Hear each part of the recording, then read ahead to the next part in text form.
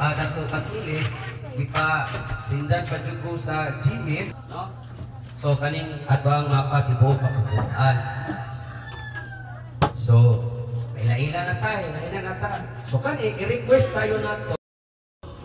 Amang bathala, Diyos na mong mga lumat, magbabaya, abang kanlaon, among pangayoon karong adlawa, karong kurasa, karong kultuha, uban sa mga kadatuan, ubang mga membro, dinhi sa KKK Alimaong, nga makapabaro sa mong bandila, sa pag-ila, sa tibuok kalibutan, nga dunay tribo dinhi sa history nga ni Barok.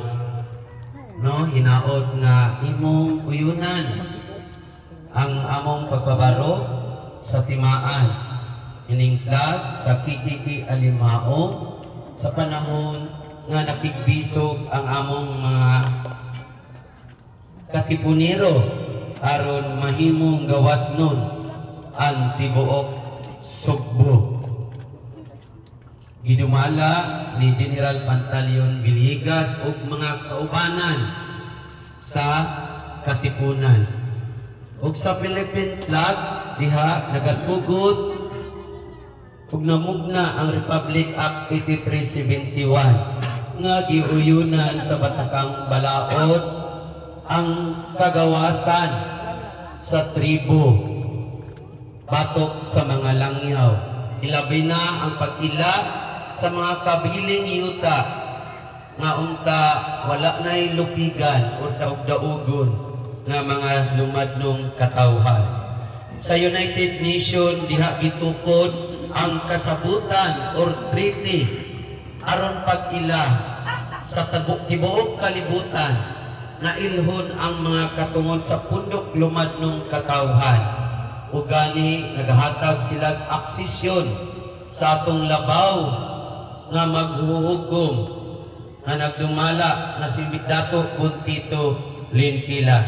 Ini amahan, tuguti kami na among ipataas ining bandila na nagtimaan sa among kagawasan. Daghang salamat. Restats, dungan. Hinahinay lang. Agad ang usa. Agad tungong kamay. Lahos. Okay. Ilakdas among pangayoon ang puso. Balaod para sa among kagawasan.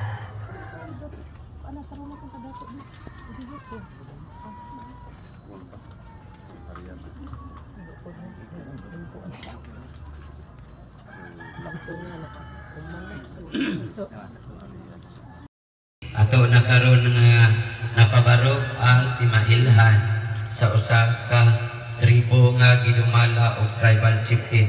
Natong tanan sa mga territorial dato, daghang salamat ay Pimar Dato, mga bai, kali, bahinay. Daghang kayong salamat sa tanan. Tungkol mayong takna daghang tanan. Okay, so nauna ta. So atong disinan, amahan mo